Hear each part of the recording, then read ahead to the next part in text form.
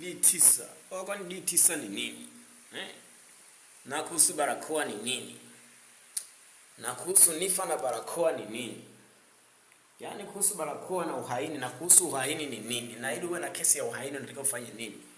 Uuze barakoa, utapeli mtu, ufanye ufisadi,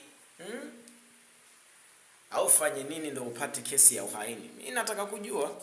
Na mimi maana nisingejikuta ni muhaini huko kati afu sijajua. D9. Kwani D9 ni nini? Na kuhusu barakoa ni nini? Na kuhusu nifa na barakoa ni nini? Yaani kuhusu barakoa na uhaini, na kuhusu uhaini ni nini? Na ili uwe na kesi ya uhaini unatakiwa ufanye nini? Uuze barakoa, utapeli mtu, ufanye ufisadi, au ufanye nini ndio upate kesi ya uhaini? Mimi nataka kujua. Na mimi maana nisingejikuta ni muhaini huko kati afu sijajua.